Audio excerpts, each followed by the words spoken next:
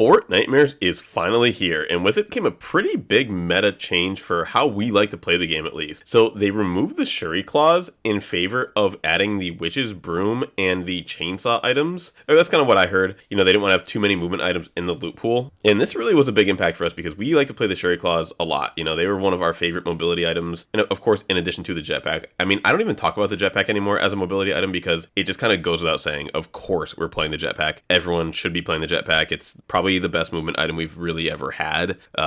Maybe not like for straight traversal, you know, like things like airbending and Iron Man boots are better at like actually getting from point A to point B. But in terms of actually combat, the jetpack is probably the best mobility we've ever had. But without the claws, what are we going to do now? So my default reaction slash what I was doing, you know, throughout the course of most of this footage was I was just went back to Shockwaves. Shockwaves are a staple. They're a standard. Once again, they are the logo of the channel. They're an incredible item. They always will be an incredible item. They just can't compare directly to a jetpack. However, if you use them with a jetpack, then they actually are, you know, kind of decent. It's nice too because Shockwaves, you know, can give you height. So if you're trying to get up somewhere and attack, I have used this method a couple times where if I want to approach someone, I will shock towards them and then just kind of jetpack hover in the air. It's nice not needing to use my jetpack fuel to get up to that height in the air. And plus you get there quicker as well, which is what we would do with the Shuri claws before. But, you know, now we are kind of using the best options that we have left available to us. I am considering trying out the Iron Man boots again. It is a little bit of a extremely risky situation, honestly. Anytime you want to use those, I have seen some people use them kind of effectively, so I'm going to consider maybe mixing those into my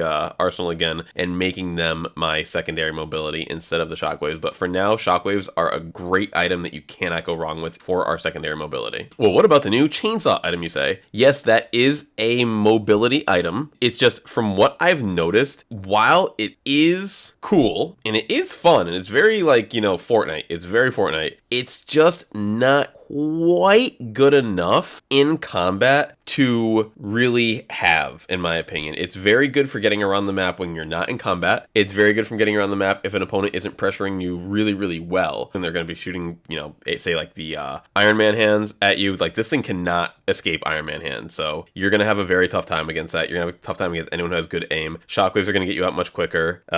Even the iron boots, you know, will get you out a little bit quicker if you can just kind of get a little bit of cover and get takeoff safely. The takeoff is always the hardest part with the boots, but I would just say that Shockwaves are still the best way. The chainsaw is really, really cool though. I don't fault anyone for using it. I do, however, call it, well, let me rephrase. I do think that it fits into a category of items, and there's another one on this list today that got, you know, added in this update that I'm going to call trap items. So the boots themselves, you know, that we've talked about, they are definitely a trap item, and a trap item is something that is in the loot pool that use it at your own peril. You know, what was like the original trap item of this chapter? The Wings of Icarus, for sure. Those were very mid, and I killed a lot of people using Wings of Icarus, and I very rarely died using them because I didn't use them very often. Like, that's pretty much it. So I think that there are a lot of trap items, and I think the chainsaw is kind of a trap item overall. You just have to be very, very careful with it. Now, I'll try to include some footage with, you know, while we're talking about it here, but I did try to find some cool tech with it. You know, if you jump while you're doing the mobility, you actually don't use any of the fuel for the chainsaw. So that's really nice. You do lose a little bit of your momentum, but you do,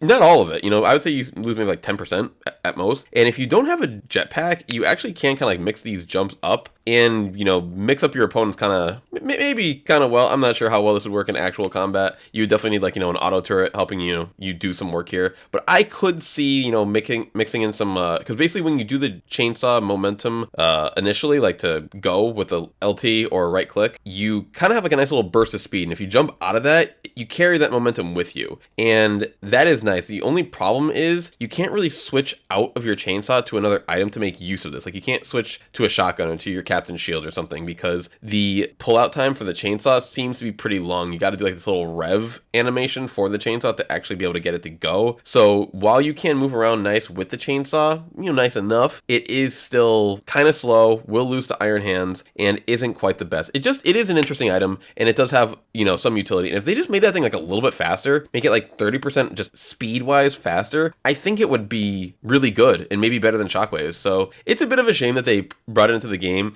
and they didn't make it kind of like as good as it could be. Because I mean, look at what it's compared to. We're using it next to jetpacks. Like, make it busted, make it overpowered, make its movement really, really good, because we only got a few weeks to use it, you know? So that's my take on the chainsaw. As for the rest of the update, I'm going to kind of lump a lot of these things into the same, you know, category. I don't want to really spend too much time talking about each one individually, but like the Billy Bomb, the wood stake shotgun, and the pumpkin launcher, to me, those are all trap items. They're all really bad. The Billy Bomb is really slow. It does like, I think 75 damage, but it takes forever for the bombs to actually fly towards the opponent. It's just not good enough. Wood stake shotgun, I haven't used it myself yet. I hear it's okay, you know, but they're not all over the map. Luckily, I think you can only get them from the pumpkin boss over at, was it Brawler's Patch now they call it? But yeah, I think there's only the one in the game, because I don't see them just sitting around floor loot like we had them last chapter. You know, we had them of all rarities last chapter. So that was an interesting choice, and honestly, it doesn't really make much of a difference to me either way. I would avoid it. Pumpkin launcher, same thing. You can't really find too many of them, and in addition to that, I've heard that there's not really a lot of rocket ammo on the map right now, so pumpkin launcher is kind of like a huge fail. Like, you don't get rocket ammo, I guess, out of large ammo chests. I'm not 100% sure, but that's just what I've heard. And the one that I really want to talk about, like massive trap item, is the broom. The witch's broom is, I don't know why they do this, but every year it seems like they make this thing worse. So not last year, but the year before, the way the witch's broom worked, I'm talking literally 2 years ago from now, I think it was this in chapter 3, I want to say chapter 3, the way the witch's broom worked was,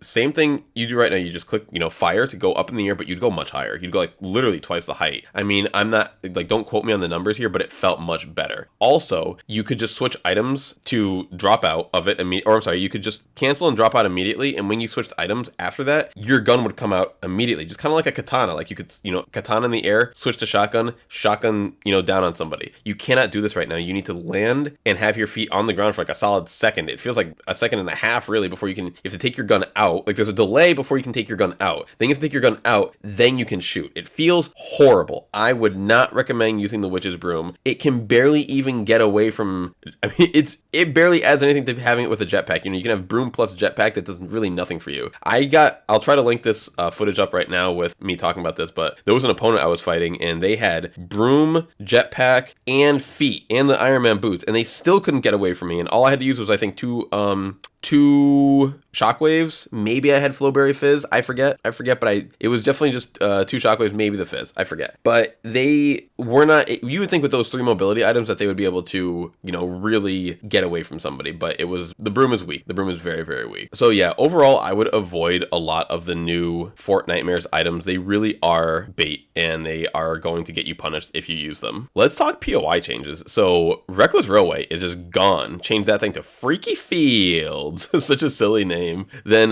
Brawler's Battleground turned into like Brawler's Patch. It kind of got overrun with vines everywhere, and we got pumpkins everywhere. I guess pumpkins that have like blue light on the inside, I heard you can break open with chests inside. So that's something that I did not know about. Between the recording of this footage and the actual making of this video, I found that out. And then over at Restored, Grand Glacier, and Rebel's Roost, there's like just like a lot of decorations like in those particular POIs. Like, I wouldn't necessarily call those like POI changes, but those spots in particular are just very, you know, they got the Fortnitmares treatment. So that's cool. I actually really do like Freaky Fields. It's a nice change of pace. It's very open, and while there's like a lot of, what do you call it, corn mazes and like kind of corn stalks and everything that people can hide in, kind of like bushes, it's still pretty open overall compared to the old POI of Reckless Railway, which I did love. You know, I was kind of, Reckless was safe the entire chapter. Very few locations were safe the entire, and now that I think about it, basically Grand Glacier is like the only place that really survived the whole chapter, isn't it, huh? Maybe Rebel's Roost too. I kind of forget exactly what was up there before, but yeah, I think maybe Rebels and Grand Glacier are like 2 of the few places that really survived the whole chapter, because Reckless was one of the few that just was untouched for the entire time, and now it's gone. But I like the change. It's very cool. You can hide in the scarecrows there, so watch out for people doing that. I don't really recommend doing it. It seems kind of corny to me, but watch out for scarecrows. You know, you may have someone hiding in there, so feel free to shoot the scarecrows or just, you know, check yourself. Quick little thing, it's super annoying too. There's an attachment visual glitch. So normally, if say you pick up a Striker Burst AR and it's purple, it'll have 3 attachments on it. You will see 3 little ticks above the gun in the inventory slot, and you know they'll be in 4 slots, you know, left, middle, right, and then right. And those indicate which attachments it has. So like say the first slot is grayed out and the other 3 are all white, that says it does not have a sight on it and it has the other 3 attachments. And then when you would actually take that weapon out, you would be able to see in the very bottom what attachments it had. It had the little symbol, so you'd be able to see if you had like a drum mag or a you know, muzzle brake or an angled foregrip or whatever. Now that is not there. The only way to actually see your attachments is to go into your inventory and click the inspect button. For me, it's V on the keyboard. I think it was X on controller when I used Xbox controller. So you just have to highlight the weapon in your inventory and click X or V or whatever your button is to actually see what the attachments are. Super annoying if you can't just like, you know, tell automatically, because sometimes you can see things like a drum mag, you can see the actual sight on it, but you can't really see a muzzle like all the time, especially because it looks kind of similar to the silencer. You know, they extend the length of the weapon. So very annoying, and I wish that would get changed back. Please, Epic. But overall, our main strategy has kind of reverted back to an iron hands is dominant, you know, situation where I was using a gun for a while, and I'm going to give my quick little ranking. Like, I would say iron hands is definitely the best assault rifle slot weapon to use. Of course, it's not an assault rifle, but use it for like your medium range weapon,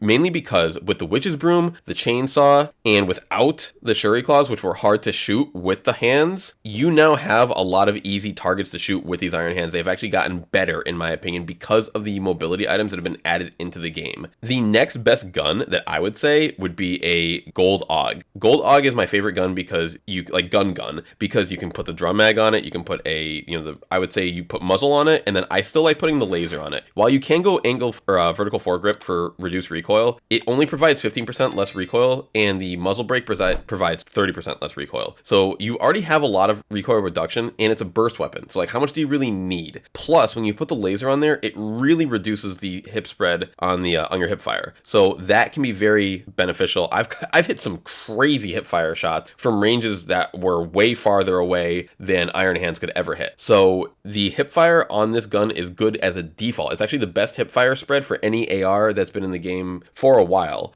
Before they removed the combat, you know, we had multiple weapons to compare it to, but it's better than the striker auto, and it was better than the combat, but it is currently very, very good for hip fire. However, the one gun that I used to like earlier this season that I do not use really at all / want to use at all anymore is the striker auto. I was kind of going back and forth between striker auto and striker burst, and right now it is all striker burst. The reason being is the auto is just completely outclassed by iron hands. The burst can hit from much harder, from much further away, and with the hip firing, it can still be serviceable in close range. Whereas the hands really wants to aim down sight and do its damage in prime iron hands range, which is like that 40 to 30 meter range. And that just doesn't work for me because the ADS accuracy, it's just harder to aim while you're jetpacking around versus just hip firing with the iron hands. So I feel like it's a lot easier to get just completely fried with hands, and I would rather use that over the auto currently. I'll use the auto if I have to, but I will replace it with a burst if I can't find hands. So the burst is definitely my favorite gun to use right now. Hands is my favorite weapon to use. But yeah, so overall with this meta, if you guys are curious like how to win every single game, we've got a lot of videos how to do that. You know, you can really still follow the formula, land, hit all these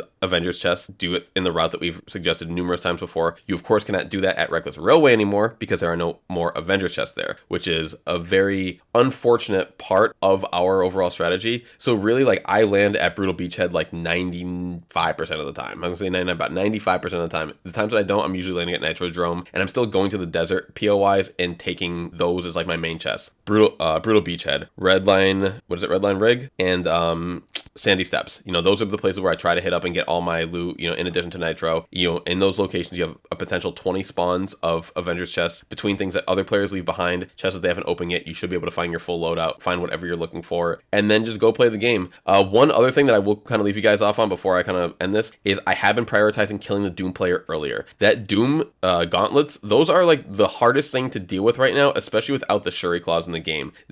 Because without Shuri claws in the game, we are grounded more than we were before. You could Shuri claw up and land, Shuri claw up and land and slide, where now you are really going to be grounded a little bit more. Like, you don't want to use those shockwaves unless you really, really have to. Doom Gauntlet is one of the best things in the game right now to beat our current setup. I don't recommend using it personally because I think that the auto tracking stacking of the Iron Hands is just much more valuable, but you do want to kill the Doom player early and then just leave that gauntlet in the storm. Grab the medallion, but leave the gauntlet in the storm. So that's my one big recommendation. The times where I have kind of, I don't want to say avoid the medallion players, I'm not avoiding anybody this season, but the times where I have neglected to kill them early are the times where I have a problem with them, where the circle gets small and I can't really avoid them. Whereas if you go challenge them early and you say fail the encounter, they put more damage on you than you do on them, and you have to bail, all good. You have 1, 2, 3, 4, 5 more attempts to fight them the rest of the game if you do this in early, zone 1, zone 2. But if you wait till zone 5 to attack them, then maybe, you lose, or maybe you have 1 or 2 attempts to actually reset the fight and heal up and go back and try to beat them again. But those would be my tips on how to actually keep winning.